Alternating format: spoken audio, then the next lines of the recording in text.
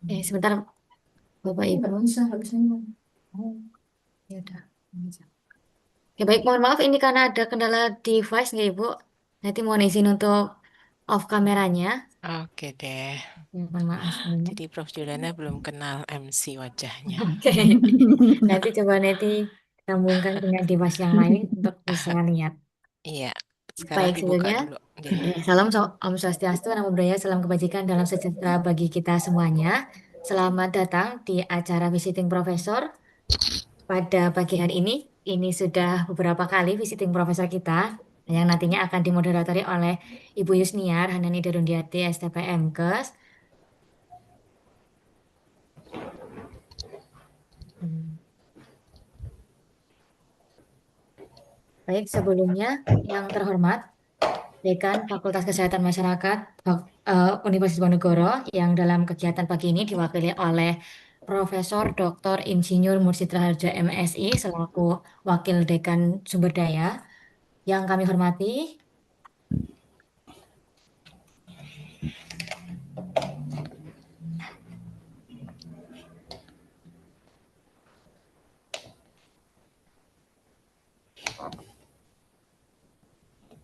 yang kami hormati Profesor Juliana Binti Jalaluddin selaku narasumber dari UPM Selangor. Selamat pagi, Ibu. Ya, yang kami hormati Ibu Dr. Randa Sulistiani MKes selaku Ketua Program Studi Magister Kesehatan Lingkungan dan sebagai em, pemangku acara pada hari ini. Kemudian yang kami hormati pula Ibu Dr. Yusniar Handani Dodongdeti STPM Gas selaku Ketua Bagian Kesehatan Lingkungan FKM Undip sekaligus sebagai moderator pada kegiatan Visiting Professor pagi hari ini. Serta tak lupa juga yang kami banggakan teman-teman dari S2 dan S3, mungkin ada yang S1 pula yang sudah bergabung dalam Zoom meeting ini. Baik, sebelumnya perkenalkan, saya Neti Puspitasari, selaku pembawa acara yang akan membacakan susunan acara pada kegiatan ini. Adapun susunan acara pada pagi ini yaitu satu pembukaan, dua sambutan dari Wakil Dekan Sumber Daya yang mewakili Pak Dekan, kemudian ada acara inti, yaitu penyampaian materi oleh narasumber yang akan dipandu oleh moderator, kemudian acara yang keempat adalah penutup. Baik, sebelum kita memulai acara pada pagi hari ini, marilah kita bersama-sama memanjatkan doa kepada Tuhan Yang Maha Esa. Menurut agama dan kepercayaan masing-masing, berdoa kami persilahkan.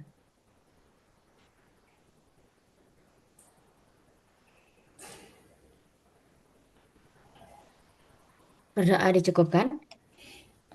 Baik, untuk acara yang selanjutnya adalah menyanyikan lagu kebangsaan Indonesia Raya kepada operator yang bertugas dipersilahkan.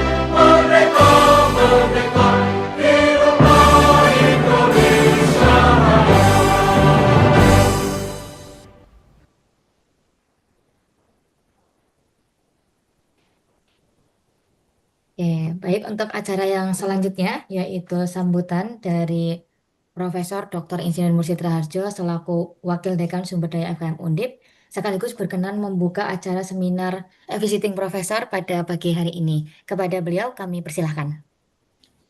Baik, terima kasih. Assalamualaikum warahmatullahi wabarakatuh. Bismillah, alhamdulillah, ilaha illallah, wa Allahu akbar, la hawla wa la quwata illa billahil azim, amma ba'd. Yang saya hormati narasumber utama kita, Prof. Juliana, ini karib lama ini, dosen Undip yang ada di UPN. Selamat pagi, Prof.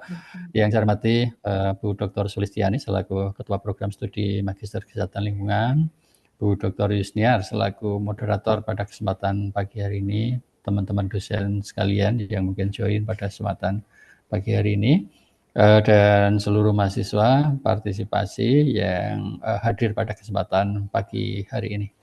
Puji dan syukur kita panjatkan kehadirat Allah Subhanahu wa taala pada pagi hari ini kita masih diberikan kesehatan, keberkahan, kenikmatan untuk menimba ilmu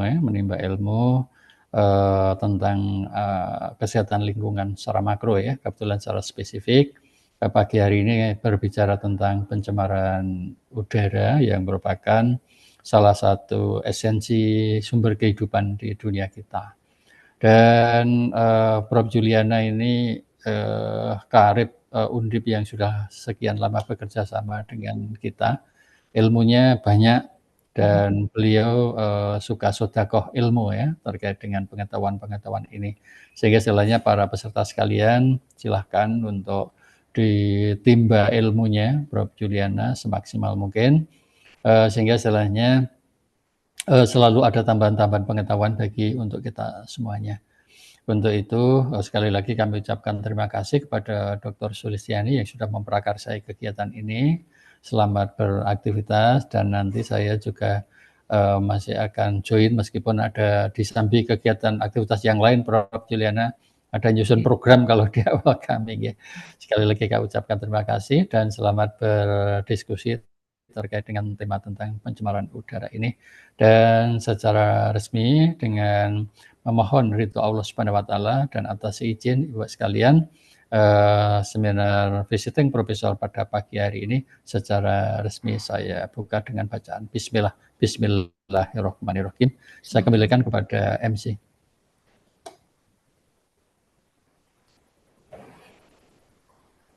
Baik, terima kasih banyak kepada Profesor Dr. Insinyur Mursid Raharjo MSI atas sambutan sekaligus sudah berkenan membuka acara ini untuk mengabadikan momen visiting profesor kali ini karena memang Prof Juliana juga jauh dari Malaysia ya. Semuanya diminta untuk bersama-sama meng-on cam supaya kita bisa mengcapture dan mendokumentasikan kegiatan ini.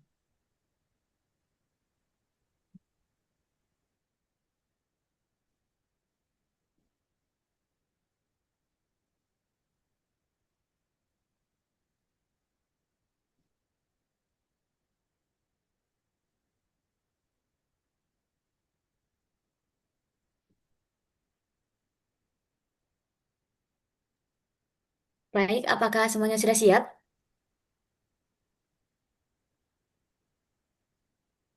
Oke, keluarkan senyum terbaiknya. Saya bantu hitung. 1, 2, 3.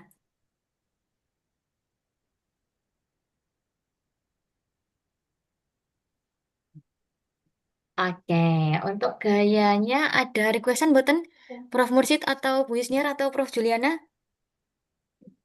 Request gaya yang terbaik. Oke, semuanya bergaya dengan semaksimal mungkin dan bebas. Keluarkan senyum terbaiknya lagi. Saya bantu hitung. 1, 2, 3. Oke, sangat bagus dan sangat cantik. Oke, untuk acara yang selanjutnya karena dokumentasi sudah siap, ya. Tadi operator juga sudah menyimpannya dengan sebaik mungkin. Tibalah acara inti pada pagi hari ini di kegiatan Visiting Professor dengan tema Clean Air for All yang akan disampaikan oleh Profesor Juliana dari UPM Selangor dan akan dimoderatori oleh Ibu Dr. Yusniar Hanani Derundiati. Kepada Ibu Yusniar, kami persilahkan. Terima kasih, Neti. Assalamualaikum warahmatullahi wabarakatuh. Bismillahirrahmanirrahim. Alhamdulillahirrabbilalamin. Wassalatu wassalamu ala asrofil anbiya'i wal mursalin. Sayyidina wa nabiyina Muhammadin wa ala alihi wa sahbihi ajmain. Distinguished guests, respected scholars, all of my colleagues, my students, welcome to today's visiting professor lecture. We are truly honored to gather here in the spirit of seeking knowledge. Before we begin, let us take a moment to reflect and purify our intention. May Allah subhanahu wa ta'ala make this gathering one of is filled with barakah, beneficial knowledge, and sincere hearts. We are grateful to have Prof. Juliana here with us today, who will be sharing insights on clean air for all, bridging science and action for sustainable future. But before we start our main agenda, let me read her CV first.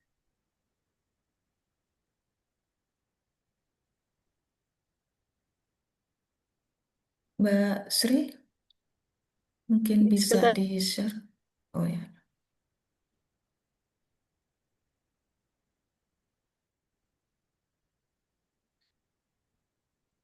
Okay, here is the CV of Prof. Juliana, Professor Dr. Juliana Binti Jalaluddin. She is a lecturer in Department of Environmental and Occupational Health from Faculty of Medicine and Health Sciences. Her field are environmental and occupational health, industrial hygiene, air quality and exposure assessment, indoor air quality, environmental and occupational epidemiology.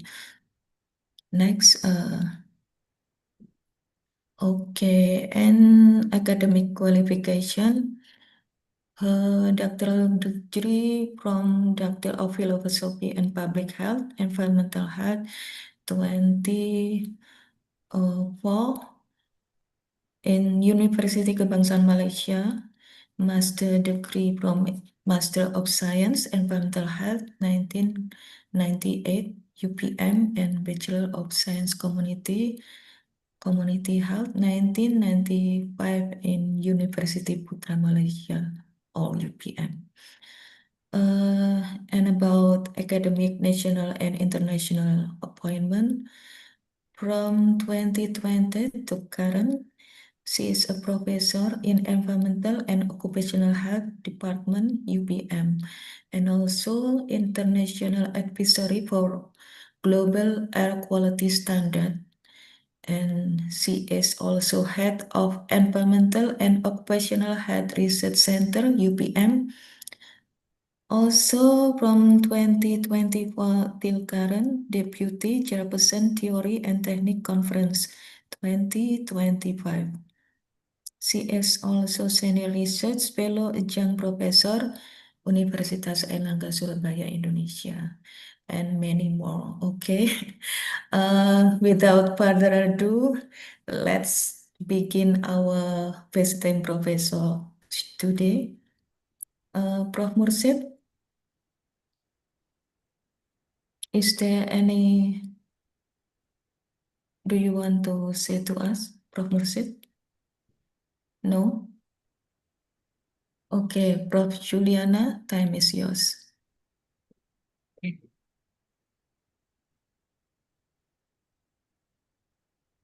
Mbak Sri bisa ditarik CV-nya?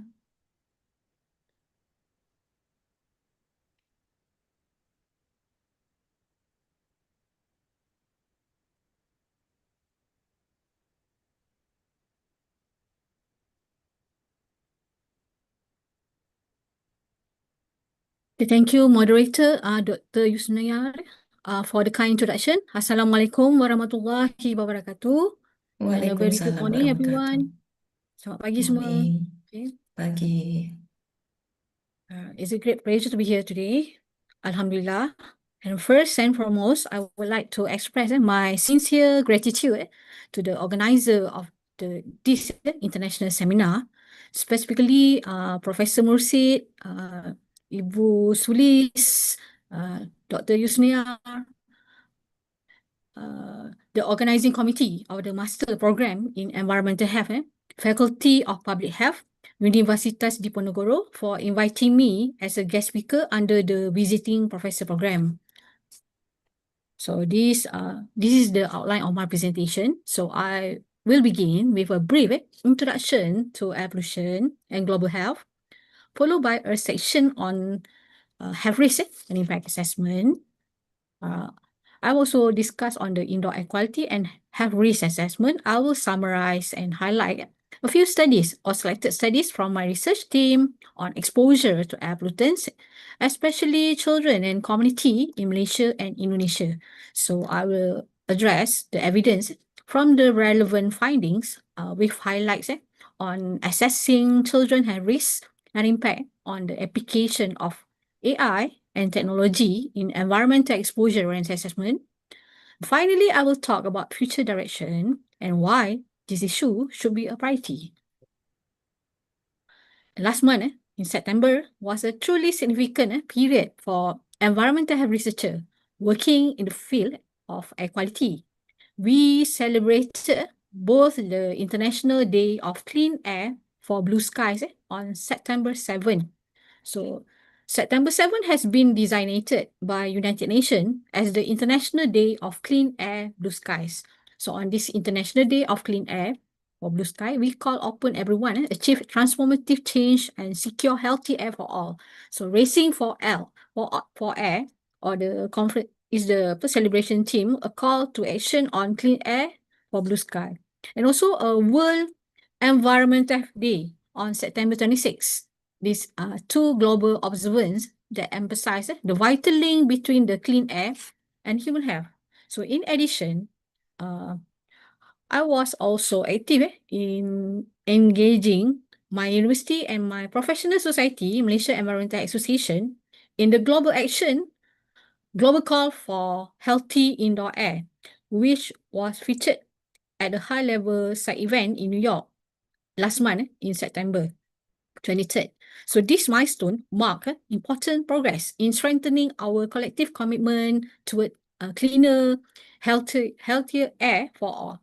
And for the first time as a global community, we declare that clean air is a fundamental human right, essential for protecting health and safeguarding well-being. As we know, poor air quality in indoor environments where people spend up to 90% of their time contributes to respiratory diseases such as asthma, lung cancer, cardiovascular diseases, infectious disease transmission, and also cognitive impairment. So everyone is affected by poor air quality. So let us be part of the global movement to make healthy indoor air a reality by joining Air Club, a global community of champions dedicated to advancing clean and healthy indoor air for all. So as we mark World Environmental Health Day 2025, the theme, Clean Air, Healthy People, remind us that air we breathe directly shape the health of our communities and the resilience of our planet. So clean air is not just an environmental goal, it is a public health necessity and a human right. By advancing science, strengthening policy, and working together across sectors, we can ensure that clean air becomes the cornerstone of healthier, more sustainable societies. So protecting environments ultimately means protecting health and also protecting people. And together we can secure future where every day, almost every year or so, in relation to World Environmental Health Day, I also actively involved in writing article or reflection based on annual theme of World Environmental Health Day. If you also have the capacity to do this as an approach, you can take to this action to educate, advocate, and empower your public community on environmental health issues, especially clean air. So we have conducted extensive research on how air quality, especially indoor and outdoor air, affect our health. Now is our time to translate our finding into real action. So I would like to talk about what is the World Environmental Health theme this year. So clean air. clean air is that there is a free from harmful pollutants. So it's essential for us to maintaining good health and a healthy environment. So health is a state of complete physical, mental, social well-being, and not merely the absence of diseases or infirmity. This definition is derived from the WHO. So after years, we have generating scientific evidence on how indoor air, outdoor air, or transboundary air pollution affect health. So the next crucial step is knowledge translation and implementation. So today I will share with you the emerging scientific evidence, interventions that work and policy insight that can guide us toward healthier air for people. So I know most of you not realize what is the definition for air pollution. So air pollution is a contaminant into the atmosphere in the concentration which can adversely or significantly affect human, animal, and also material. So air pollution also is any chemicals, physical or biological that can modify the natural characteristic of the atmosphere. So air pollution remain one of the most pressing environmental health threat of our time. So each year, it is responsible for nearly 7 million premature deaths worldwide, affecting not only our lung, but also our heart, our brain, and our future generation. So if you remember, this is about the death from London smoke in December 1952. So the Great Smoke caused an estimated 10,000 to 12,000 deaths and left over 100,000 people with severe respiratory and cardiovascular diseases. It triggered by cold weather, extensive coal burning, stagnant air that trapped pollutants. The smoke was so dense, it reduced visibility to near zero, and it penetrated indoor and disrupted daily life. So this tragic event exposed the deadly consequences of pollution and lead to the significant clean air reform. So the disaster or the incident in terms of policy, the event strengthened the case for stronger regulation and help accelerate the passage of the UK Clean Air Act in 1956. It's a landmark in modern environmental health policy. So as you see in the figure 1, this figure illustrates the distribution of death attributable to the different risk factor. Air pollution hold the third position as a risk factor, following with high blood pressure and smoking. So air pollution was a contributing cause of death in 2019 with over 6.67 million deaths globally, of which 4.14 million were attributed to the ambient pollution and also 2.31 million to the household air pollution. As you can see here, this is where people exposed to the risk factor in their home, workplaces, and also community. So in terms of the policy, even as you can see in the London smoke, it has strengthened the case for stronger regulation and help accelerate the passage of the landmark of the modern environmental health policy. So according to WHO, air pollution is now recognized as a global environmental health threat. And then you can see the new data from WHO that show that 9 out of 10 people breathe air containing high level of pollutants. And also updated from estimation from WHO, the death toll in about 7 million people every year caused by ambient and also outdoor air pollution. And even 99% of the world population were living in places where the WHO guideline level were not met.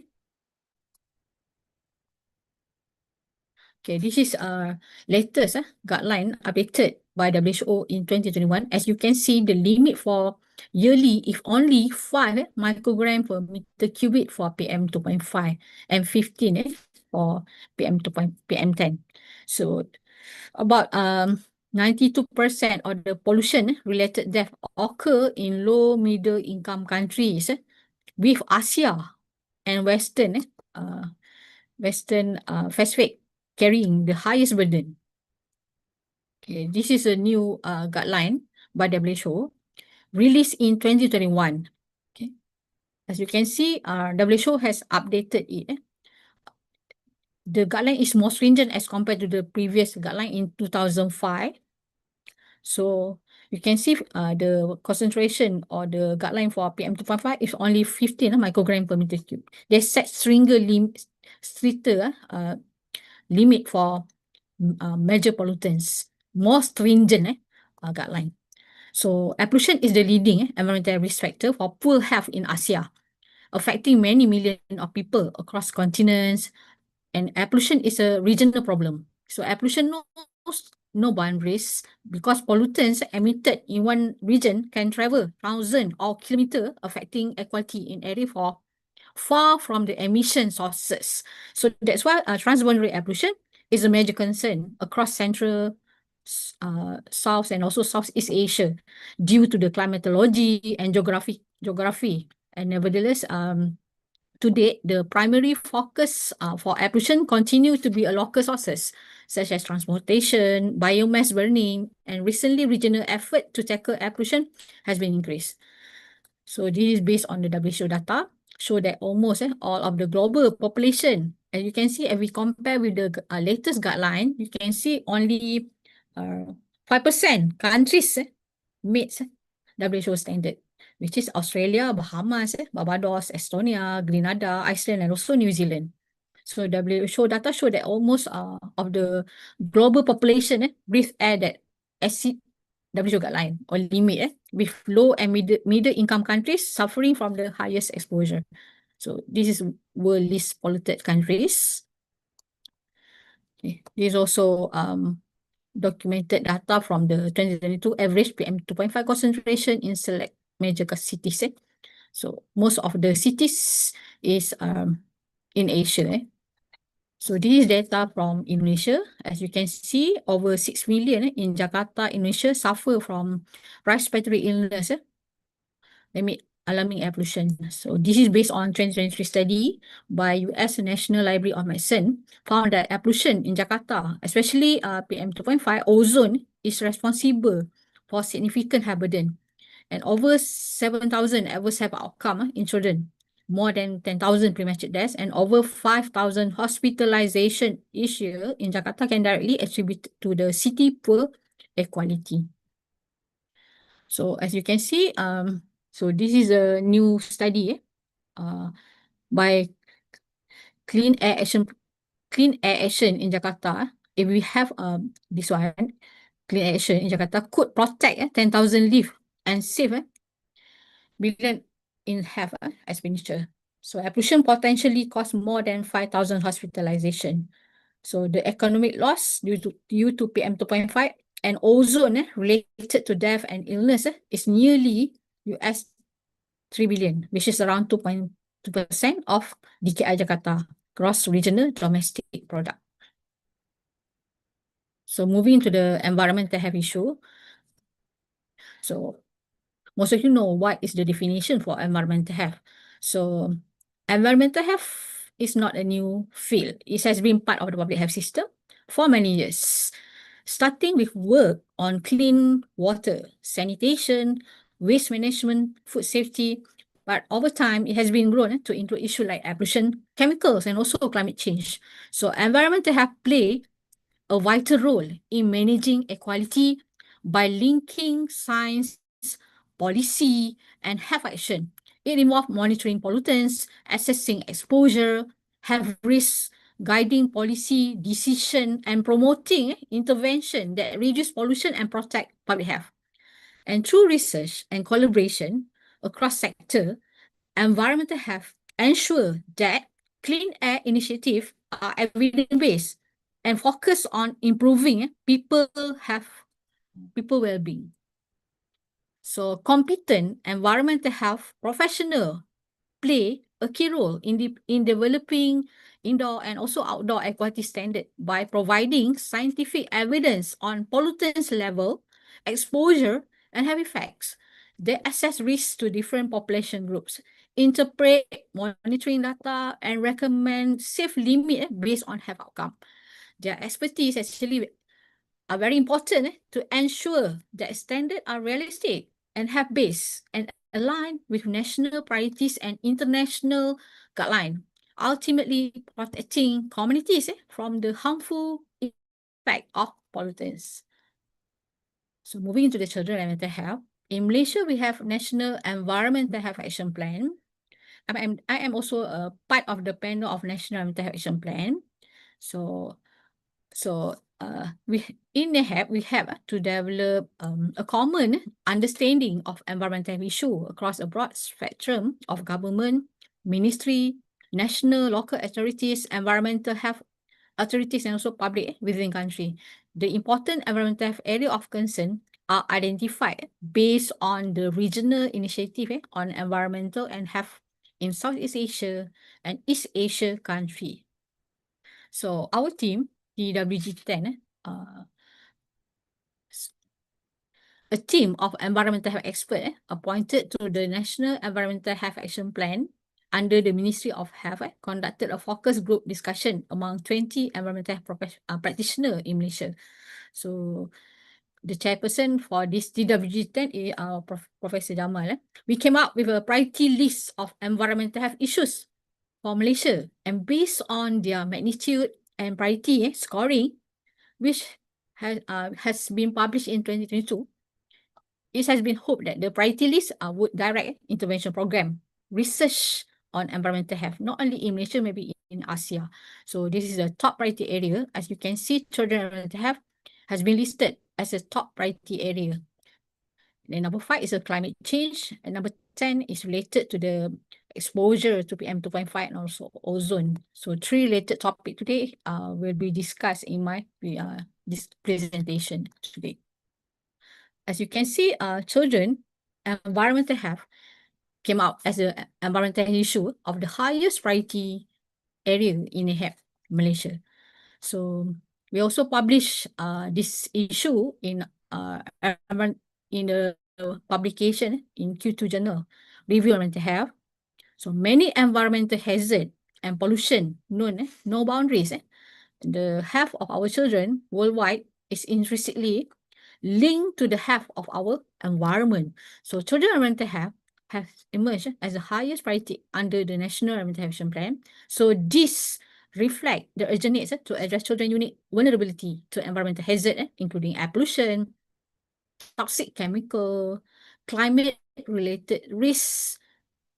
Protecting children from this pollutant is essential. It's not only for safeguarding their health and development, but also for ensuring well-being and resilience of our future generations. So by placing children mental health at the core of NEHAP, we strengthen our commitment to creating safer, healthier environment where every child can grow, learn, and thrive. So young children tend to suffer more indoor air pollution, also outdoor air contaminants. In Malaysia, we have many disaster event, especially in Sungai Kim Kim, where there is an incident affected school children due to the dumping of chemical waste.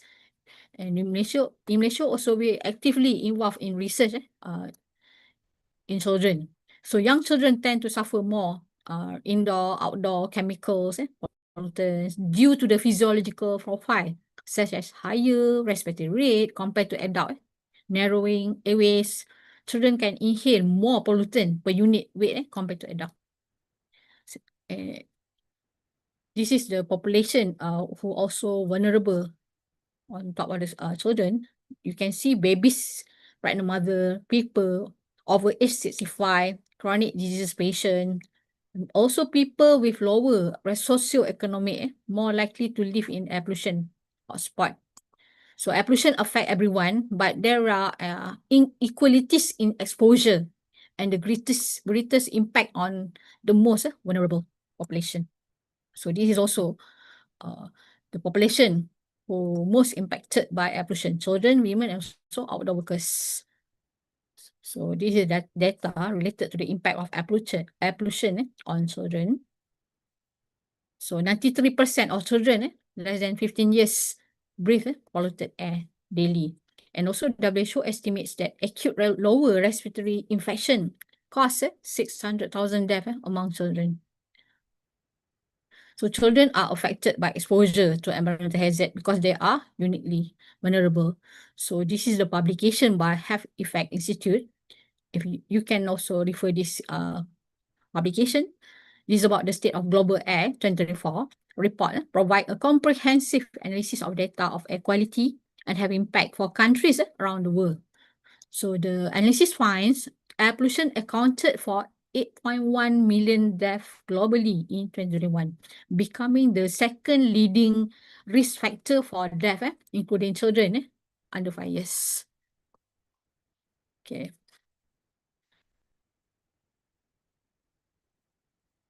You wouldn't drink dirty water. So why you need to inhale dirty air? This, if you could see what in the air, it will be like this. And then this is the data based on the percentage of global death attributed to the air pollution. So 40% of death caused by the COPD, followed by 20% of diabetes, and also 20% by ischemic heart disease.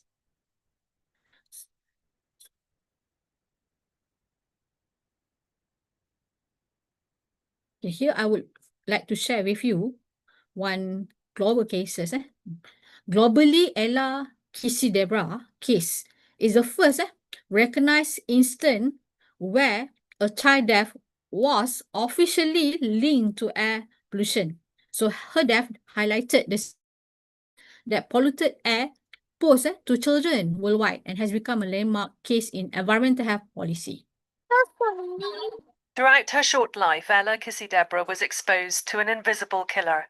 She developed a severe form of asthma and had numerous seizures in the 3 years before she died. After a campaign by her mother and a second inquest, a coroner today ruled that excessive air pollution was a cause of her death. We will leave all the failures of authorities for another day. I want this to be about her day.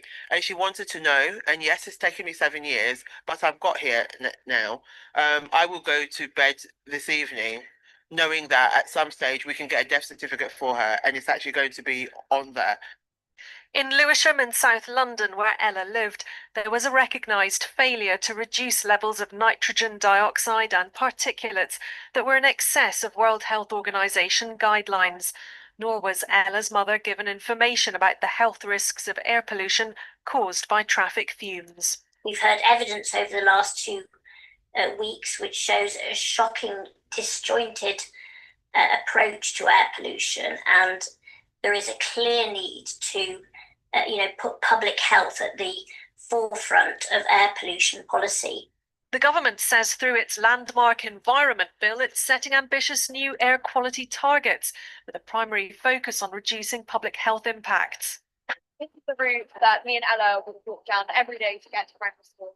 And as you can see, this road is really polluted. But Anjali, who was in the same year as Ella at school, co-founded campaign group Choked Up, says it's not enough. These guidelines have existed for years, but the government has chosen to ignore them because people simply didn't know about the dangers. And it's something that I really hope that this case has helped highlight and helped bring to the foreground, and something that will be taken into account in the future. Ella's mother says this landmark ruling is justice for her daughter, but also about the other children still breathing polluted air. Martha Fairley, News at 10. So globally, Ella Kissy-Debra case is the first recognized instance where child death was officially linked to air pollution. So her death highlighted the serious risk that polluted air poses to children worldwide and has become landmark case in environmental health policy. So during Ella's life, nitrogen dioxide emission and also particulate matter in Lewisham, London, where she lived, exceeded legal limit, both EU and national level particulate matter above the WHO guidelines. So after her death, the policy review in London following the case, London expanded Clean Air Initiative such as the ultra-low emission zone, aiming to reduce harmful vehicle emission across the city. So air pollution is terrible for our children. So every single scientist, if you refer, will say air pollution damage our child brains, their heart and their lung. Especially for very sensitive population, it can affect all our organs. So evidence from epidemiological study support the facts that a broad spectrum of health outcome variable may come from short-term exposure by the cause, fine, and ultrafine particulate matter. So ultrafine is the size of particle is less than 0.01. There is an association consistent with experimental evidence that identify different mechanism of damage at a cellular level that can cause inflammation, oxidative stress, cytotoxicity, and also alteration of autonomic nervous system and conjugation.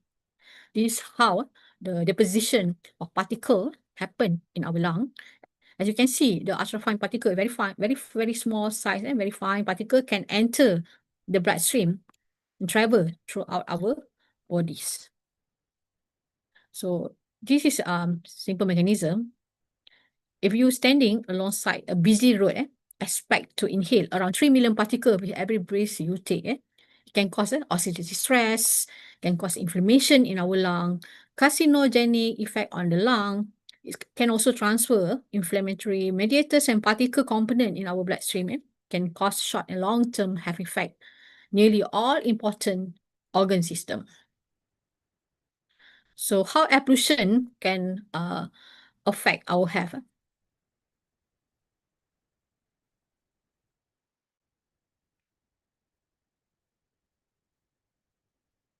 Effect of air pollution on children's brain development and health.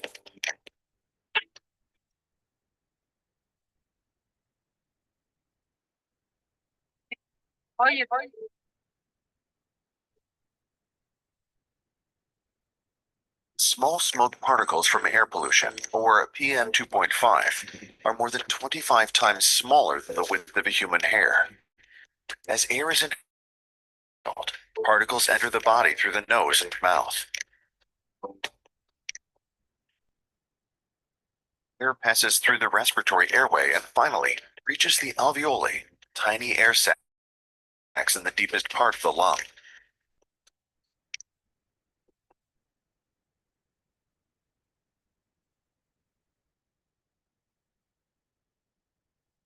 The smallest of the particles that enter the lungs diffuse through the walls of the alveoli into the bloodstream, where they are transported to all organs of the body so they can affect normal function.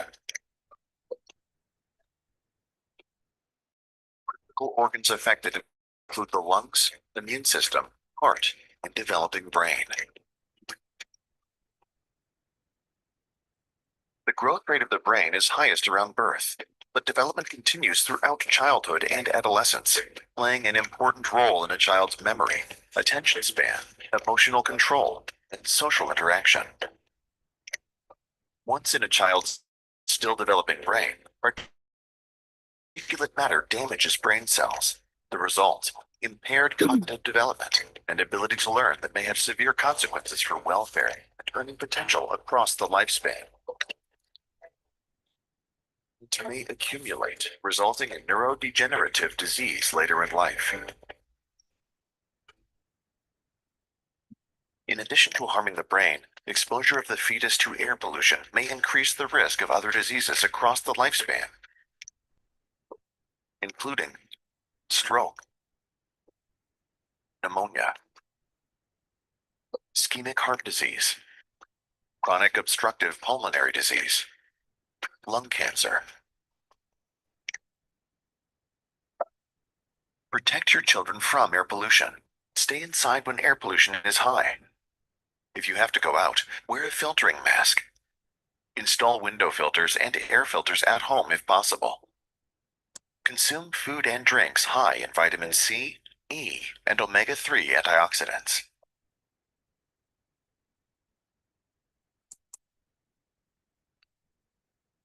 the video is about the mechanism how PM2.5 do inside children's body and brain. So breathing polluted air makes people sick. When you breathe polluted air, the pollution can pass through your lung, into your bloodstream. From there, it can reach your heart, brain, and other organ. So pollution can also even pass through the placenta to affect a developing fetus. And pollution can also cause inflammation in lung and other body parts. Because of this, air pollution account for a large portion of death related to several major diseases.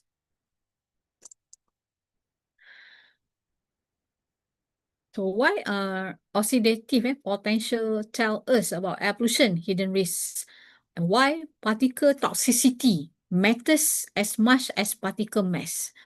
When we talk about air pollution, we often imagine a simple number like PM2.5 concentration that tell us how much tiny particles are floating in the air. It's a bit like counting specks of dust in sunlight. You can see how many there are, but they doesn't tell you how dangerous they might be.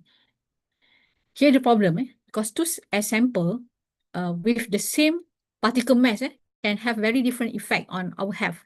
So that's because the composition can make all the difference. This is where an emerging health-based metric comes in, the oxidative properties or oxidative potential. So it can cause oxidative stress. Because today almost every organ in the body can be impacted by air pollution. Due to the small size, some air pollutants are able to penetrate into the bloodstream via the lung and circulate through the entire bodies, leading to the systemic inflammation and carcinogenicity. So almost every organ in the body can be impacted by air pollution. Due to their small size, some air pollutants are able to penetrate into the bloodstream via the lung and circulated throughout the entire body. So as you can see here, this is an epidemiological study 70 years ago. So the British doctor study. This is the first strong statistical proof of association between smoking and many diseases. But today, the accountable negative effect of cigarette smoking are widely accepted, and it might seem odd to think about the fact that they were largely unexpected until the 1950s, when many researchers started to study them in the different parts of the world. So the latest study also found that breathing polluted air can also increase the risk of osteoporosis. This is a growing evidence. Show how kidney damaged by pollutants are unable to maintain the right balance of phosphorus, calcium, parathyroid hormone, and vitamin D, and all substances critical for maintaining blood density. So based on IAC, IAC has been classified that PM10 is a carcinogenic to human.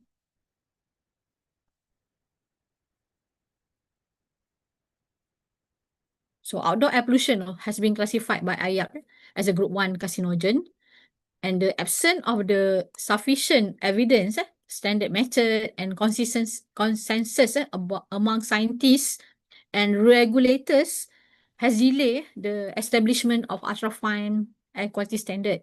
Through several countries and research group are actively working. But starting in 2024, the European Union began requiring the monitoring of ultrafine particle under its new air quality directive last year. So member state must measure particle number, concentration, and size, the distribution, especially in area with high traffic or pollution. So the goal is to gather more data on ultrafine exposure and have effect with full implementation expected by 2026. We hope in future we also can have a standard for ultrafine, because now the evidence is not inconclusive or insufficient to develop a standard for ultrafine. So this is a MAPAC project, or the short term is for estimating the morbidity from air pollution and its economic cost.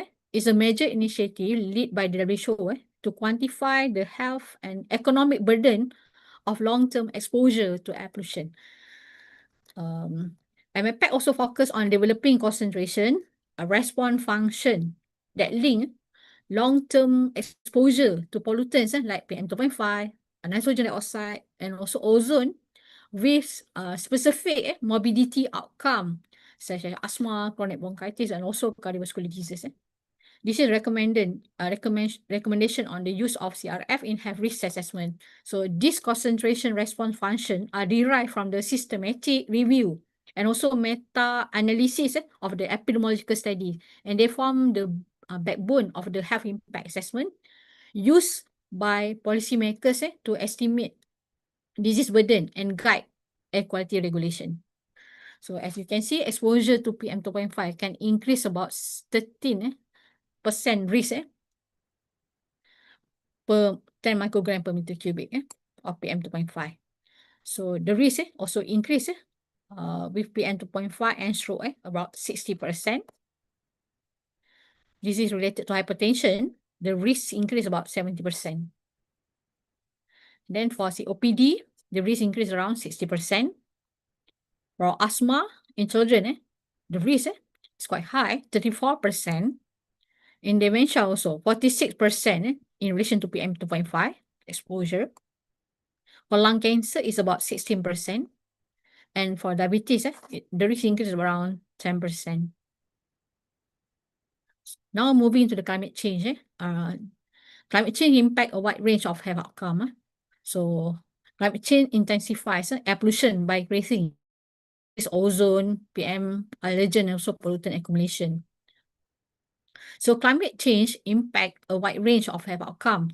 So this slide illustrates the most significant climate change impact. Rising the temperature, more extreme weather, rising sea levels, and increasing carbon dioxide level. Their effect on exposure and the subsequent health outcome that can result from these changes in exposure. So what if climate change is not an environmental issue, but a health crisis in disguise? We often talk about melting glacier, rising seas, extreme storm, but the real cost actually is being paid in hospital ward and home across the world due to the heat stroke and also heart failure, asthma, respiratory diseases, malaria, dengue.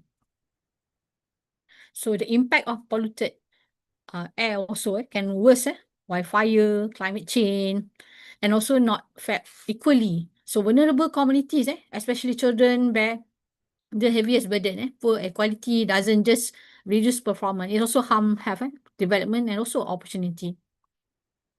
So I just want to share what we have in our country. This is the main sources of ambient air quality challenges. In Malaysia, we have sources from open burning, and also traffic emission, transboundary air pollution, and also from industrial area. And data has shown that Malaysia and Southeast Asia are known as a region that usually recorded particulate matter concentration high WHO standard. We have a various sources of pollution like BTEX, pollution from power plant, industry, factories, also periodic transboundary haze event will affect our sensitive population. So our air quality monitoring automated station in Malaysia. So we have around 65 stations from northern, central, southern, and also Borneo. We measured 6 criteria pollutants, PM10, PM2.5, nitrogen dioxide, sulfur dioxide, carbon, ozone. So this is the distribution of ambient air quality monitoring station throughout the country. As we can see, most of the pollutant recorded higher, especially in Greater Kuala Lumpur or central regions. And the dominant parameter or the proxy for the air pollution index is a PM2.5. As you can see here, most of the concentration will exceed it during the transboundary air pollution events, and most of higher concentration happen in the Klang Valley. So these are data we analyze from 4 years. 4 years data also show similar finding where pollution higher in the central region. So moving into the topic on the indoor air pollution. We spend 90% of our time indoor, breathing clean and healthy indoor air. It should be a fundamental human right for everyone around the world. Because there is no boundary. What we inhale indoor is also coming from outdoor. Do you ever think how just safe air inside your home, office, or during traveling? Okay. The truth is air quality in your home, public building, office can be just as bad or even worse than it outdoor. This is how the dirty secret of outdoor air pollution. In the Healthy Building books, they show the math. They note that outdoor air pollution can penetrate indoor, even though the level are lower, because most people spend 90% of their time indoor. The total amount of outdoor air pollution you breathe can happen indoor. Okay, this is how we estimate the exposure, the total outdoor air pollution we breathe for per day. It's higher indoor. Most of us aware that outdoor air pollution can pose significant health impact due to the extensive coverage given on this issue. However, not many people realize that indoor air pollution can give more detrimental health impact to our health. So moving to the exposure of traffic-related air pollution.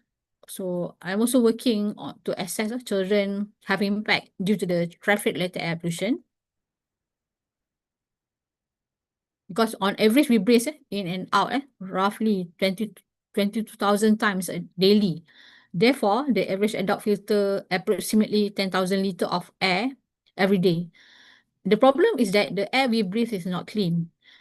And urban schools, especially in Malaysia, have natural ventilation system and are located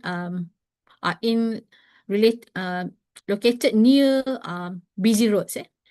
So however, the natural ventilation through door and open windows has brought the particle pollutants and other chemical pollutants into the classroom simultaneously. So indoor environment is a major sources of human exposure to pollutants. Some pollutants can have a concentration that have several times higher indoor as compared to outdoor. And then prolonged exposure may lead to adverse biological effect even at low concentrations. So this is study done by our team have underlined how indoor air pollution or traffic-related air pollution can affect our children. It's not only on respiratory health, we also study on the genotoxicity effect. The genotoxic effect are the changes to DNA that increase the risk of long-term diseases that can have passed to our future generation. This is the publication we have based on our study, the mechanism.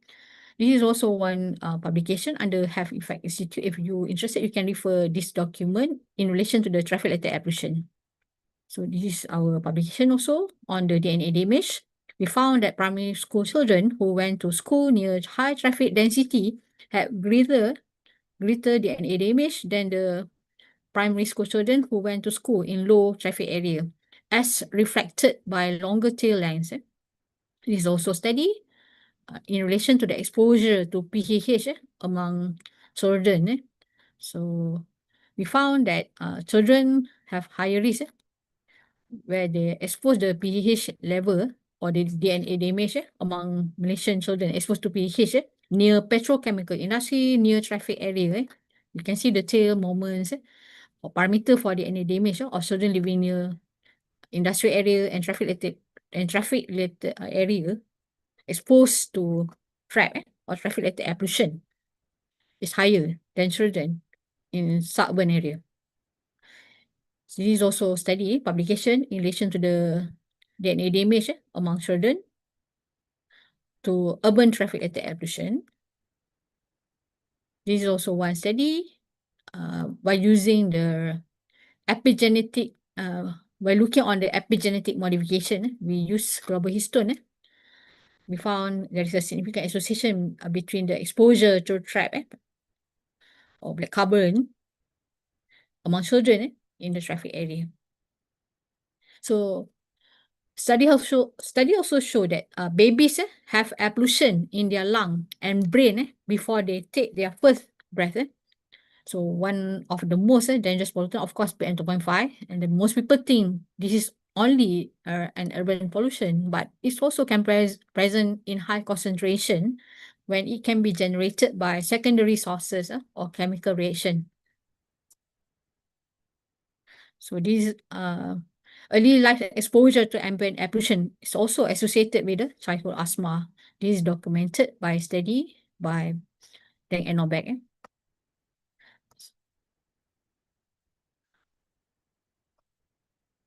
Various documented study also shows the concentration of particulate matter, gases, pollutant, VOC, dust, chemical, fungi, bioaerosol, and composition in school, office building, home environment located in urbanized area. So good indoor air quality is very important for learning activity, teaching for educational institution. This is the outcome from my research grant in relation to the environmental exposure, asthma, and allergic among preschool children. We have published scientific evidence on IEQ in children based on the study in preschool, primary school, and also secondary school, and also guidance document to guide school management in managing air quality in school. This is one study on the fractional extreme nitric oxide exposure to fungi. So because we use pheno, is a mainly linked to eosinophilic airway inflammation. It's a common in asthma, allergy, and atopy. So PM 2.5 exposure was associated with pheno level among school children with asthma. This article has been published in the top 10% journal, Stoughton. This is a finding from relative abundance of fungi identified at species level in shelter dust collected in 32 classrooms. So dust sample normally contain a wide range, variety of fungal species, and analyzing their diversity can help us understand indoor air quality, allergen exposure, and also the potential health risks. This also finding in Malaysia and Indonesia suggested that exposure to both biological and chemical indoor pollutant at school and microenvironment may increase the risk of allergic reaction among school children. This is also the relationship between pheno and indoor. Next, moving to the health risk in relation to indoor air pollution. This is the typical sources of indoor air contaminants. Even in the office building, we can also expose to indoor air pollutant. It can cause sick building syndrome, building-related illnesses.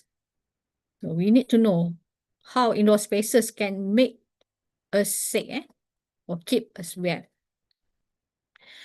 In the aftermath of the COVID-19, we have learned scientists have identified how indoor air quality impact our health. Why important to measure CO2 as a indicator for ventilation? Because the air we breathe at work is not only affect our respiratory health, it can also affect our cognitive performance. There is also growing recognition of IEQ as a mental health determinant. It's not only related to respiratory problem or allergies. Evidence has emerged linking poor IEQ to mental health, such as anxiety, depression, cognitive fatigue, and also reduce our productivity. So we know the effect has been reported that can impact neurocognitive development even in childhood. Also can affect our quality of sleep disturbance. This is one book that discuss how formaldehyde has been linked to various including mood disturbance. If you're interested, you can refer this book.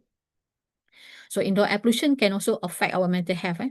There are many pollutants in indoor, like PM10, that can be linked to the cognitive decline and mood. VOC found in office furnishing and can also cause a neurotoxic effect and psychological impact. Mold also can cause depression, anxiety, especially in long-term exposure setting. So this is how mold can cause depression. This is possible symptom related to mold. This one study in Surabaya, Indonesia, the study documented that exposure to formaldehyde and total VOC concentration in apartment, especially critical and exceeded standard in many units. There is an association between asthma, eczema, and allergy prevalence reported among resident or occupant. One intervention study conducted by the researcher from TH Howard Chen found that the cognitive function score better in green building condition compared to the conventional building condition. Because indoor air quality or IQ can impact our creative thinking. That's why we need to make sure, we need to measure the indoor pollutants, especially indoor CO2 as a ventilation performance, because it can be associated with the cognitive function. There's an association between indoor air exposure and also cognitive test score among university students in classroom. It will increase ventilation rates for COVID-19 risk management. This is very important to measure what is the status of pollutants, especially ventilation in the building, because the exposure to pollutants has been shown to increase oxidative stress and cytokine production in the brain. Essentially, they help to release stress hormone such as cortisol. That means that those exposed to high level of pollutants indoor may experience heightened feeling or tension, or can increase the anxiety disorder also. So this is example VOC sources and hazard as a reference that can cause or known to have an effect on human nervous system due to long-term exposure to this hazardous chemical may influence the development or the progression of mood disorder. So we need to controlling their sources, their emission as a key strategy for improving indoor air quality. This is also a study during my PhD. There is a chemical release during the burning of mosquito coil, that including formaldehyde, benzene, particle, acrolein, that has been recognized as a pollutant that can cause significant health impact. But formaldehyde and benzene has been recognized as a carcinogens by IARC. Even low level, prolonged exposure, this chemical can increase the risk of developing cancer. This is study how indoor air or dampness in mold can cause sick building syndrome, association with the family size, ventilation. IEQ in residential setting also, there's an association of indoor renovation with childhood ear infection. Even in public transport, we also expose, we can also expose to indoor air pollutant. Maybe we did know the risk if we did not measure the pollutants. This is a hot topic, currently hot topic about the microplastic and how microplastic affect our bodies. Do you know that a new study found the presence of microplastic our home and car is 100 times worse than previously estimated. So this study has been published in PLOS ONE. Researcher took sample from the home car in realistic condition. What they found is indoor air contain 100 to 1,000 of plastic particle per cubic meter, with 94% of them small enough to reach deep into our lung. Most concerning that this exposure happening in the space we spend the most time in our living room and vehicles. But based on the Global Health Agency practice, the WHO has conducted a multiple review since 2019, 2022 on microplastic exposure through drinking water, food, air. But current evidence still insufficient to determine the definite health risks a statement by WHO pointed out that even though human has ingested microplastic, you can find microplastic in every organ, even in brain. Microplastic for decade, no confirmed health concern has yet been established because WHO emphasized a clear need for further research, especially focus on nanoparticle toxicity, exposure, measurement, and mechanistic understanding. Because many things about microplastic and health are still not fully understood, scientists don't yet know how much exposure is safe or what level can cause harm over time. For long-term studies have directly linked microplastic exposure to diseases, maybe respiratory illness, but factors such as particle size, shape, type of plastic, and attached chemical are not well measured. It also unclear how microplastic damage the body, whether through physical irritation, chemical release, or immune reaction. And most existing studies are small and use limited exposure data. So stronger study on human evidence is still needed. We need more study on microplastic, especially on long-term health effect and longitudinal study or involve cohort study. So this is a novel and unexpected study also show that concentration indoor study indicate that dust, especially indoor dust, can also contain harmonically active compound or ADC. Can mimic or interfere with the action of natural hormone in the body, potentially disrupting endocrine system. So moving to the AI and technology, assessing environmental exposure. So in epidemiological study, AI and human are exposed to multiple indoor pollutants, making it challenging to fully understood have help by analyzing large complex data set from sensor and monitor and have records. But they can also predict pollutant level, identify pattern between exposure and have outcome, provide real-time monitoring, and evaluate which intervention, such as improve ventilation or air purifier, are the most effective or not for intervention. Technology, researcher and policymaker can gain more comprehensive and actionable insight, ultimately improving indoor air and protecting human health. So over the past few years, the Internet of Things is proven as the most revolutionary intervention in field of engineering and design.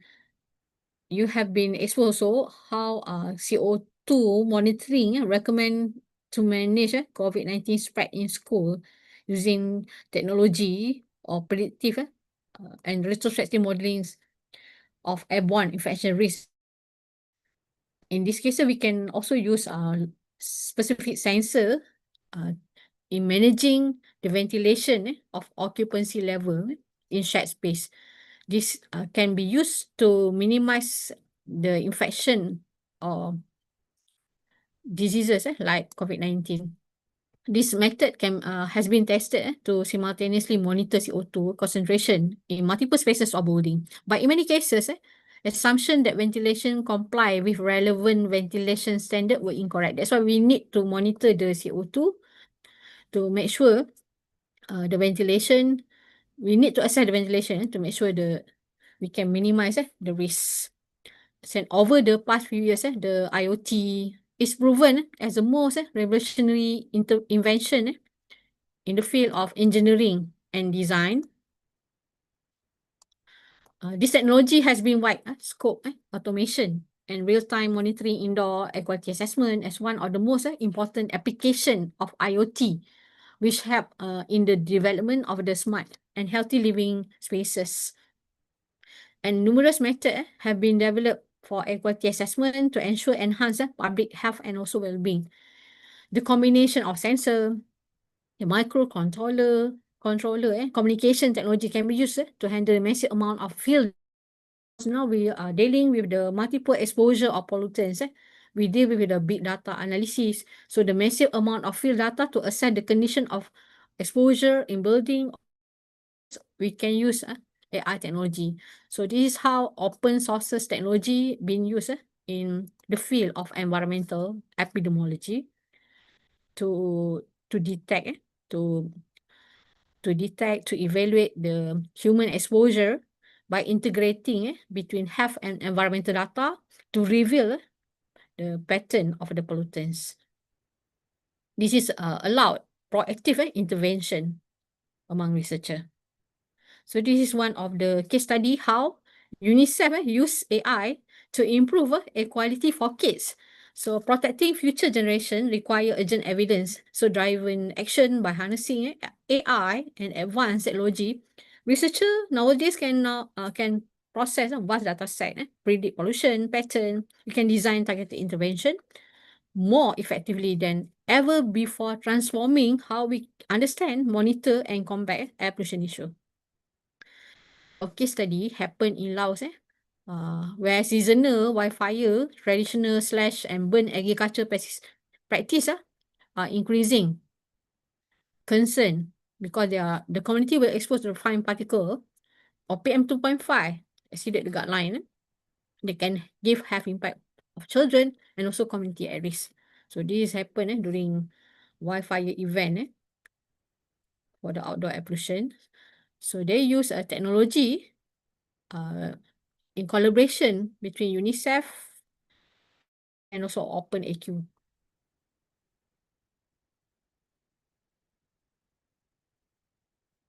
So this is how we can use addressing air pollution with AI.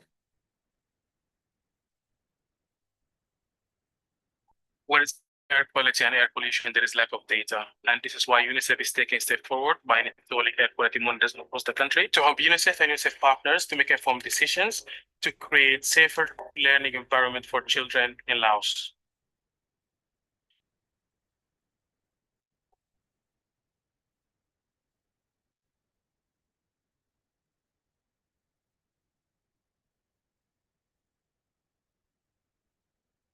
The project here in Lao PDR is to use big data, machine learning, and AI.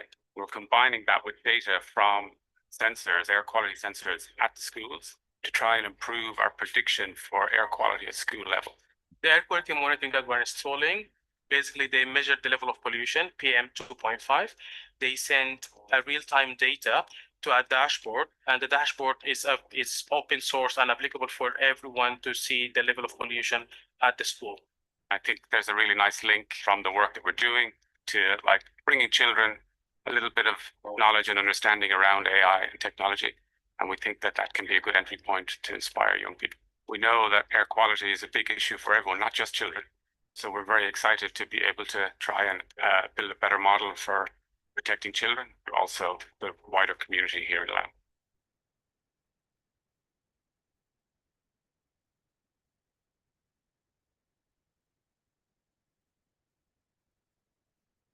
So the video show that how open sources technology, open data framework, and using AI, machine learning model can empower communities to monitor environmental pollution and protect their fundamental human rights. So featuring real world case study from UNICEF and grassroots organization.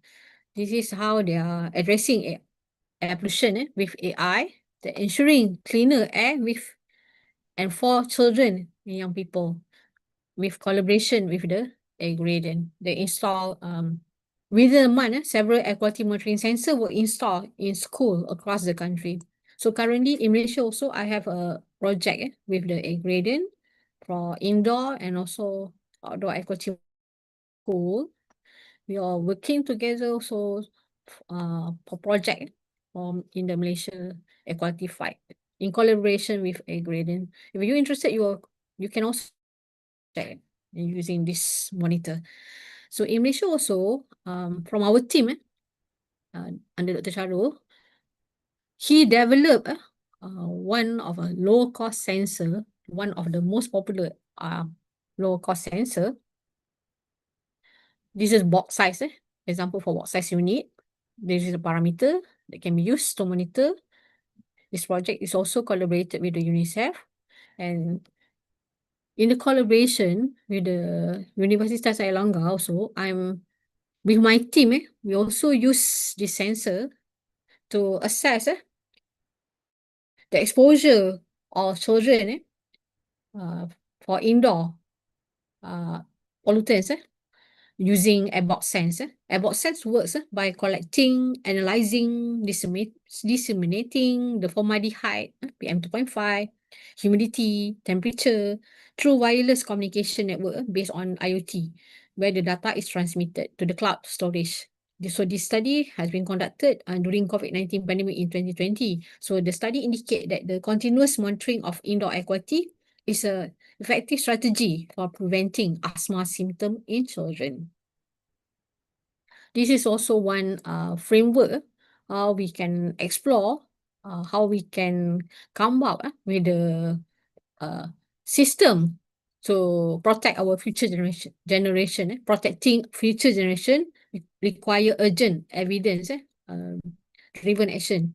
So that's why by harnessing the AI and advanced technology, researcher can now process data from sensor, meteorological, satellite, and also you can use to predict the health risk and impact. You can use the AI and advanced technology to process vast data set to predict pollutants, pattern, design, targeted intervention more effectively than ever before. We can transform how we understand, monitor, and we can combat pollution. So this is a diagram that illustrates an AI enable decision that can support alerting system for environmental epidemiology, where multi-source environmental data is processed to produce personalized health risk warning advisory and policy relevant output. So this is a process. We can use it actually, the technology application, AI, the role, how you can use the AI or machine learning using big data. And this is essentially illustrate a pipeline from environmental exposure data from big data sources, and you can use AI to process the the particle dosimetry modeling from AI machine learning. You can have a function like cleaning, data cleaning, data pattern detection, parameter prediction, and then you can use MPPD model to run particle deposition simulation in the human respiratory tract, and then you can also use health risk assessment to recommend the policy recommendation for public health based on the result. This is also publication using big data analysis during COVID-19 pandemic using machine learning method. So I assess two different countries' data, Malaysia and also from Indonesia. So using AI based on random forest and also K-nearest neighbor principle. This is also publication using big data analysis on the MPPD model, particle deposition in lung. This is 4 years data evaluated and analyzed to assess the risk among children in Malaysia. This is also one publication in relation of the BTEC exposure among school children in Malaysia using big data analysis and also Monte Carlo simulation model to assess the risk. AI also can be used for medical record data to evaluate the short-term exposure to air pollutants on children, respiratory hospitalization. So in this research, we use big data analysis from air quality station, 4 years data. So we need to deal around 150,000 data. So the daily concentration of air pollutants and relate with the medical record in children. So in conclusion about AI hold significant application and potential in the field of environmental health.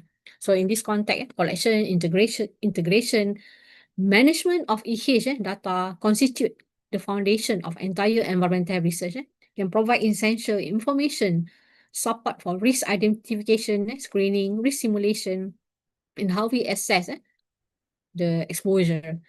So it can be a powerful tools for better exposure assessment, predictive modeling, decision support. But we need to have a good quality. Of course, we need to follow ethics and can be used for real world application. So as a conclusion, air pollution is a major threat for non-communicable diseases. So everybody is affected. But young elderly patients are especially more vulnerable. To protect population, we need to follow limit value and should be aligned with basic recommendation by WHO. So it's important to act now to prevent reduce life long-term exposure. So what is a complete assessment of children exposure and community to air pollution, to environmental pollution, and the resulting potential health risk is important in order to develop a harmonized action plan to protect the children. This is the key message from International Federation Environmental Health from the World Environmental Health Day with the theme Clean Air, Healthy People. So clean air is essential for good health and well-being. So air pollution contribute to respiratory health condition and also climate change. So everyone has a role to play in air pollution and advocating for clean air policies, sustainable practice and policy can mitigate the effect of air pollution and improve people's health and well-being. So last but not least, I would to share the maybe document, strategy, guidance, intervention formulated in managing, in improving air quality problem from my team and from my research. So this is what we need in future because there is no single comprehensive regulatory framework. So we need a national comprehensive IEQ standard must be developed and global EH database empowered by AI for collaborative epidemiological study. So currently, we are working on to develop IEQ document under TWG10 to educate school communities, stakeholder, related agency to recognize and prioritize managing IEQ. So this document can help relevant parties to identify strategies for reducing air pollution exposure in school from pollution sources. We're also working on and already published on under NEHAP, TWG10, climate change and health in Malaysia. In Malaysia also, we have a clean air action plan. So I'm also working as a consultant for the DOE action plan. So we also have the clean air action plan in 2010. But in 2021, there is an initiative by taking into account current issue, improving technology, and addressing future environmental challenges. So this is the latest action plan we will have in next year. We strengthen partnership between government, industry, and also society to achieve good air quality. Currently, also, I have been working to develop a global open IEQ standard. That's why we bring this issue in UNGA last month. So this standard involves 32 countries, academics, and also 110 expert researchers. This is the global open IEQ standard or Go IQS. We have this event in September. It's a history-making global pleasure for healthy indoor air. We bring our university as a partner also to collaborate and involve in this healthy indoor air global call to action. So this simple step, how you can advocate how you can advocate, or how you can educate community on the dangers of the traffic-related pollution. So future direction and call to action, moving forward, we must invest in the multidisciplinary research, particularly in low and middle income countries where data gaps remain. We need to strengthen equality surveillance, expand early warning system, and foster regional collaboration, especially in transboundary pollution management. So above all, we must adopt in all policy approach have consideration into climate, energy, and urban planning decision. Clean air is not a privilege, it's a basic human right. So air pollution is not just an environmental issue, it's a global health emergency. So the evidence is clear. The solution are known and the benefit are immense. Let us work together as a scientist, policymaker, communities, and citizens to ensure that our future generation can breathe clean air, safe air. So thank you. Thanks again to the organizer. Thank you very much for inviting me to speak in this wonderful seminar. To the audience, thank you very much for your attention. Okay, thank you very much, Prof. Juliana, for such a insightful and very comprehensive lecture about evolution. Okay, is there any question? Silakan kalau ada yang mau bertanya, bisa menulis di kolom chat atau bisa raise hand. Silakan, mungkin ada mahasiswa S1 atau teman-teman atau yang lainnya dari S1, S2, S3, ini juga ada beberapa. Silakan. Ada yang mau didiskusikan?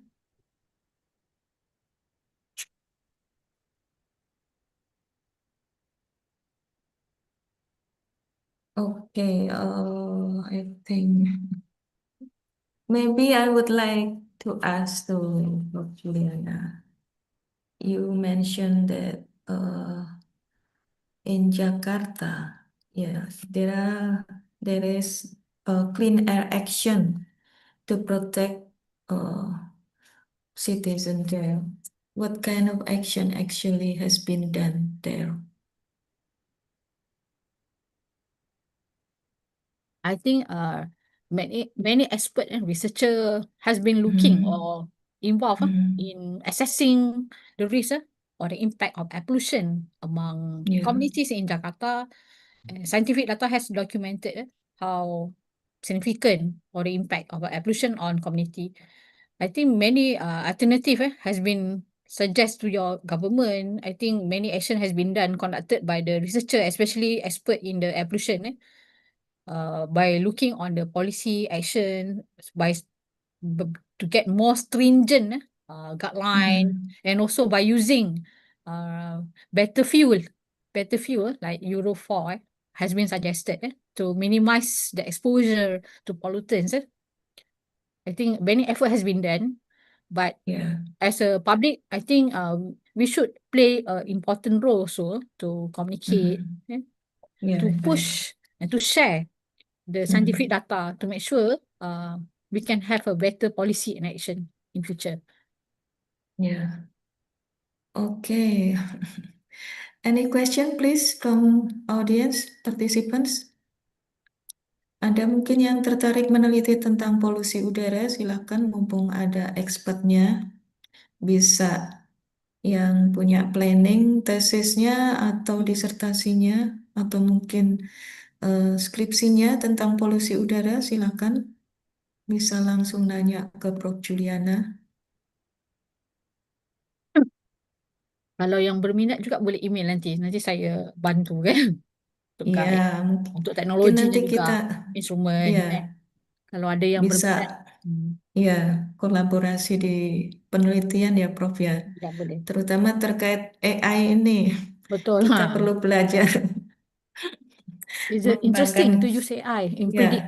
in the prediction of the air pollution and the health risk. Membantu untuk publication. Ya. Silakan.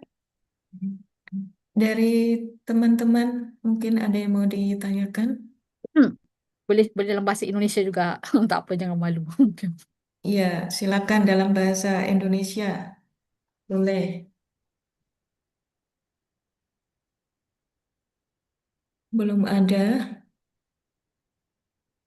Dari rekan-rekan silakan.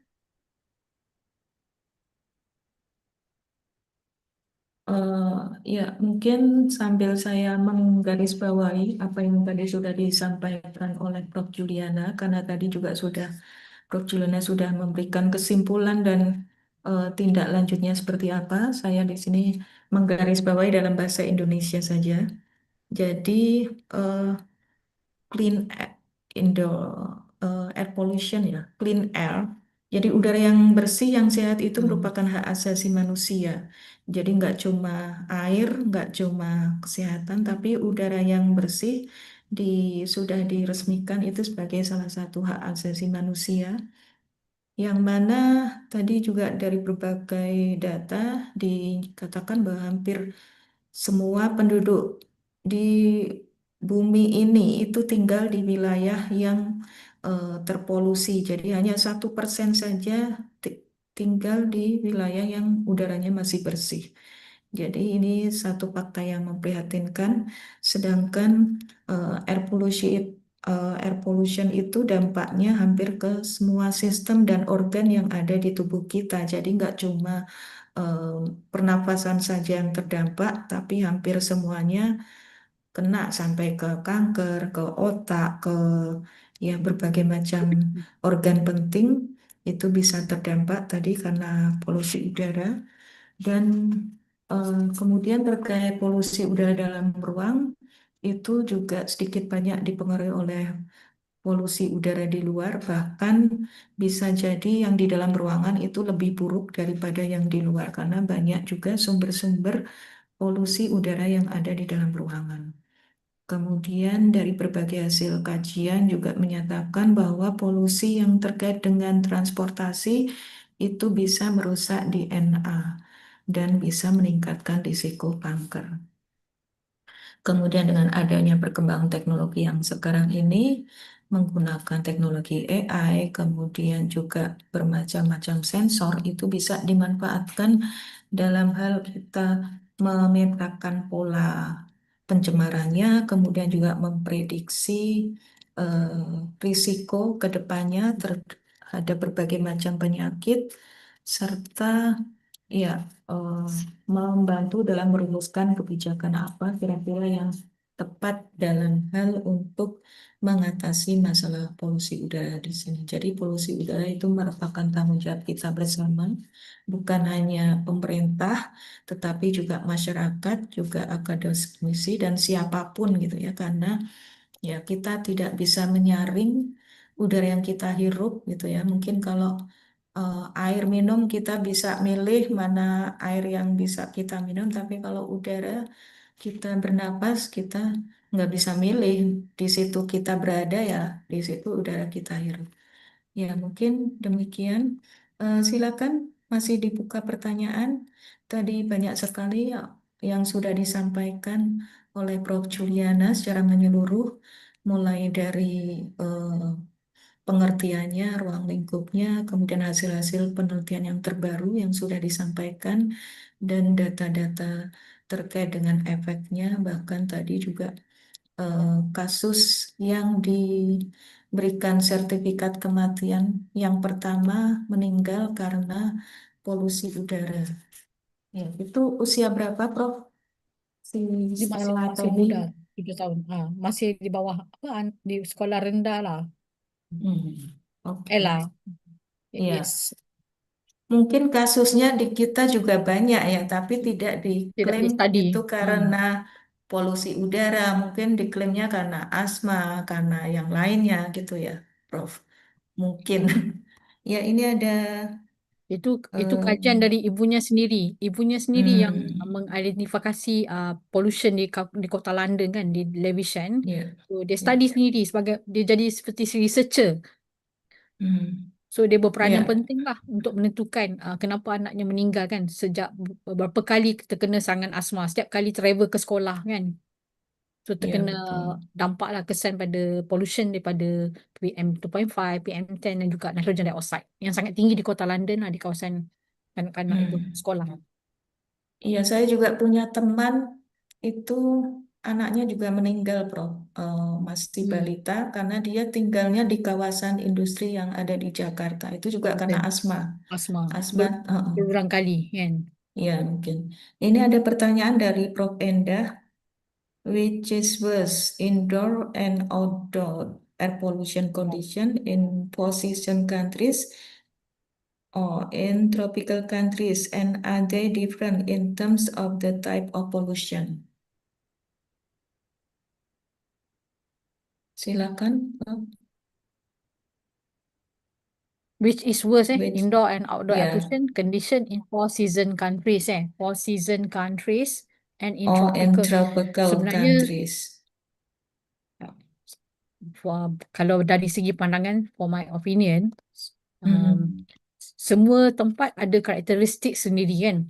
Kalau di Yeah. kawasan tropical, so kita lebih pada transboundary air pollution. Selalunya particulate matter will be higher lah as compared to kawasan-kawasan di Southeast Asia. Kita ada terlalu banyak sources pollutants multiple pollutant sources, PM2.5 kan.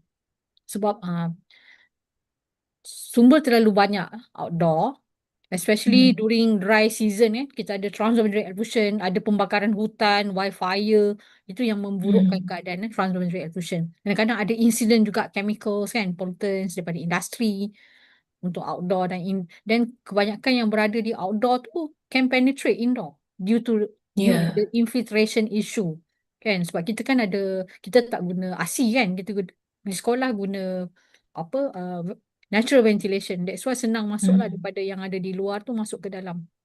Dan kadang-kadang AC-nya kalau guna tak diservis kan, aircon. Itu pun salah satu sources juga. Tapi kalau di keadaan four season country, pollutannya berbeza sebab keadaan sejuk, mereka banyak guna heating di dalam kan, tinggal di dalam. So dan ada juga pollutan seperti radon kan, gas radon daripada penguraian uranium kawasan-kawasan Lombok. So pollutannya berbeza. Sebenarnya kalau mau conclude indoor dan outdoor, of course depends on the location, on the sources juga, dan keadaan waktu tu bila kan. Kalau waktu kering, so sources dia berbeza kan. Kalau kita waktu lembap mungkin lebih banyak fungi, bioaerosol sebab berada di lama. Sebab indoor ni adalah dan outdoor tu, kalau bercakap tentang air pollution tu adalah sesuatu yang dynamic kan. Perlu lihat pada masa, sources kan, waktu dan bila di mana kita berada, spatial and temporal. So pollution tu sangat dynamic sebenarnya. Waktu ni mungkin kita rasa okey, tapi tiba-tiba ada proses memasak, cooking kan. Itu pun akan contribute pada pollution. So saya boleh suggest isu berkenaan pollution ni adalah sangat dynamic, bergantung pada masa, waktu, di mana kita berada. So what is the main sources? That's why yang paling penting sekali kita perlu tahu apakah sumber-sumber pencemar, and then you need to do a health risk assessment juga. Knowledge tu perlu ada. Pollution tu, activity tu contribute pada pollution apa. Proses pembakaran memasak pun sebenarnya boleh contribute pada pollution juga. Ada study yang cooking even menggunakan coal, menggunakan kayu kan, biomass, menggunakan gas pun boleh contribute pada pollution sebenarnya. Bergantung pada jenis masakannya juga kan. Kalau menggoreng kan, itu pun boleh contribute pada particles kan. Membakar, grilling, ultrafine particle. Itulah yang saya boleh simpulkan, pencemaran udara adalah sesuatu yang dinamik, bergantung pada masa dan tempat. Thank you, Prof. Juliana. Masih ada teman-teman yang mau bertanya, silakan. Apakah sudah cukup? Ya, mungkin karena sudah jelas sekali apa yang disampaikan Prof. Juliana, sangat jelas dan menyeluruh. Tadi banyak sekali juga materi yang disampaikan. Slide-nya sampai berapa, Prof? 100. Nanti dipahami. Ya, Nanti kalau terima yang tak kasih, faham, Pak. bisa email. Kan? Oh ya, terima kasih sekali Prof. Juliana. Insya Allah ditunggu kedatangannya ya, Prof. Wah. Ya, mungkin demikian kami akhiri untuk kuliah Prof. Juliana. Kita berikan applause, big applause to Prof. Juliana. Ya, waktu kami kembalikan ke MC. Terima kasih Prof. Juliana, sampai ketemu lagi. Nanti jemput lagi ke UPM. Insya Allah kita akan selalu kerjasama, Prof. Mungkin nanti bisa menguji Ya. student kami bisa bareng-bareng. Ya, Ini silakan Neti. mahasiswa Ya, yang datang ni ada yang pernah ke UPM dulu ya? Ada. ada. Ya, eh Neti mungkin nanti bisa ditutup Bu Sulis ya. Bu Sulis masih ada. Ya, Neti silakan. Oke, baik. Terima kasih Prof. Juliana dan juga Ibu Yusniar. Sangat-sangat insightful sekali materi dari Prof. Juliana, oke. Nah, tadi Neti sedikit terdistract terkait dengan PPT-nya Prof. Juliana. PPT-nya sangat-sangat variatif dan juga eye-catching gitu ya, Prof. Itu memang didesain sendiri atau bagaimana, Prof? Ya, memang khusus untuk Universitas Diponegoro. Wah, khusus untuk FKM Undip pada hari ini. Ya, Oke. ini ada yang baru lah macam kan. Oke, baik. Terima kasih banyak kepada Prof. Juliana dan juga Ibu Yusniar yang sudah memandu jalannya acara pada pagi hari ini. Baik, karena sudah selesai pemaparan materi dari Prof. Juliana, maka berakhirlah pula acara visiting profesor pada pagi hari ini. Oleh karena itu, kepada Ibu Sulistiani, apakah berkenan untuk menutup acara pada pagi hari ini?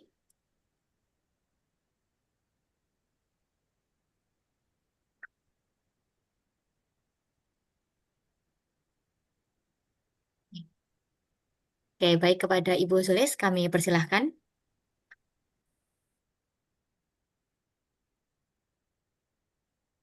Masih di mute, belum bisa ini ya, open mic ya.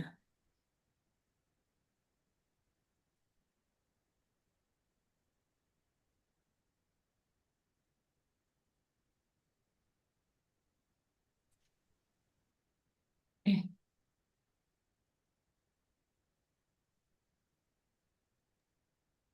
Ya, terima kasih banyak Prof. Juliana. Thank you very much for your oh sorry.